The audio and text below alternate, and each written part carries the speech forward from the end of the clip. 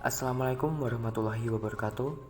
Perkenalkan, nama saya Theo Marciananta dengan NIM 2101421154 dari Prodi Pendidikan Bahasa dan Sastra Indonesia. Nah, di sini saya akan menyampaikan materi tentang memberi masukan dan sumbangan terkait konservasi sumber daya alam dan lingkungan dan implementasinya. Nah, langsung saja, sumber daya alam yang biasanya disingkat SDA adalah segala sesuatu yang berasal dari alam yang dapat digunakan untuk memenuhi kebutuhan hidup manusia. Yang tergolong di dalamnya tidak hanya komponen biotik, tetapi hewan, tumbuhan, dan mikroorganisme, tetapi juga komponen abiotik seperti minyak bumi, gas alam, berbagai jenis logam, air, dan juga tanah.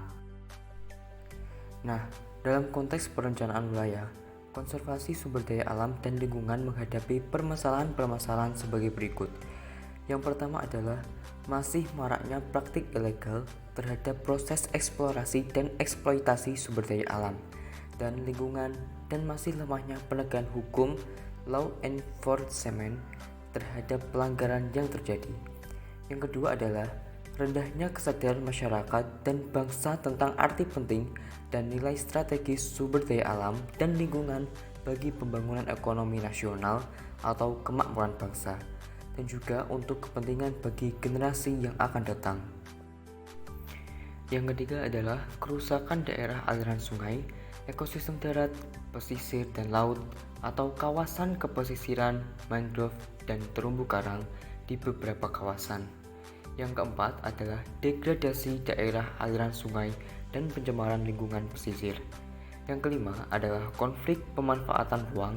Yang keenam, kelembagaan yang belum berfungsi optimal. Masih banyak terjadi tumpang tindih kewenangan pengelolaan sumber daya alam dan lingkungan. Dan yang ketujuh adalah proses pengelolaan potensi sumber daya alam non-konvensional yang belum optimal. Berikutnya adalah A. Peranan konservasi sumber daya alam dan lingkungan dalam perencanaan wilayah. Peranan sumber daya alam dan lingkungan hidup atau SDAL sangat penting dalam pembangunan nasional, baik sebagai penyedia bahan baku bagi pembangunan ekonomi maupun sebagai pendukung sistem kehidupan. Sesuai dengan fungsinya tersebut, SDAL perlu dikelola dengan bijaksana agar pembangunan serta keberlangsungan kehidupan manusia dapat terjaga dan lestari saat ini dan di masa depan yang akan datang sesuai amanat Rencana Pembangunan Jangka Menengah Nasional atau RPJMN. Selanjutnya adalah pembangunan sumber daya alam dan lingkungan yang secara umum bertujuan untuk meningkatkan kualitas dan kelestarian lingkungan hidup ditekankan pada 4 prioritas, yaitu sebagai berikut. Yang pertama adalah perbaikan kualitas lingkungan hidup. Yang kedua adalah peningkatan konservasi dan rehabilitasi sumber daya hutan. Yang ketiga adalah peningkatan pengelolaan sumber daya kelautan.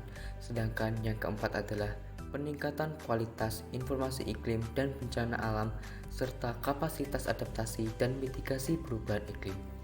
Nah, demikian tadi penyampaian yang dapat saya sampaikan. Mudah-mudahan bisa bermanfaat. Wassalamualaikum warahmatullahi wabarakatuh.